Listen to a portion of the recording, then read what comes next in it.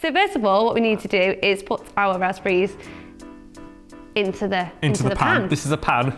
It's going great so far. It's doing very well. It's doing very well. Fantastic. We need to squeeze half a lemon over the raspberries. So get your sieve. Oh, sorry, get your sieve. Am I doing that? Yeah. You just tell me what to do. Oh, no, your sieve. Oh, the sieve, sorry. Catch the pips. You don't want any pips in your jam. Well, you could have them, but we're not going to have them in today. We're just going to use the lemon juice. So squeeze that in there. You just keep telling me what to do. I'll just tell you that's fine. That comes naturally to me anyway. You talk, I'll do. Okay. What we need to do now is this is boiling water in this bowl here. I've tipped it to show you, but it's just water.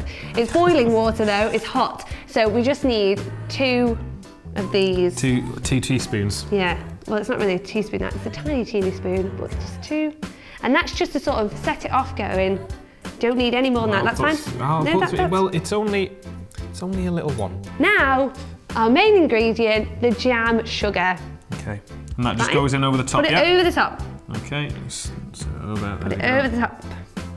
Keep going, just keep going. You can see already the juices from the raspberries are starting to soak some of it up. That smells so nice. Yeah, it does. Now what we need to do is put our pan on a very low heat. All we're going to do is melt the sugar. And as we're melting it, we're going to stir it in a figure of 8 very slowly. Do you see? Yeah, there we go. You see the sugar there is melting, so just keep going. And this will take a couple of minutes. And then once it's all melted, we're going to bring it to boil, but not until it's all melted. It looks like jam already. Can we just have it like this? No, you can't have it like that. It's not done yet. Okay. Keep stirring. Figure of 8. Figure of 8. Figure of 8. Figure of 8. Figure of 8. Keep stirring. Figure of 8. So, do you think we should? Let's do it. I think it looks ready. Let's boil. Let's boil. So now we're ready to bring it to the boil. So that was on a very low temperature. We're now going to put it on to boil. Because it's raspberry, we're only going to boil it for around 2 to 3 minutes. And while it's boiling, we're not going to stir it. We've done all our stirring now. We are not going to stir it. So take your handle out. No, we're not going to stir it. Take that out. And we have to just leave it to boil for 2 to 3 minutes now. So all we can do now is just wait and hope.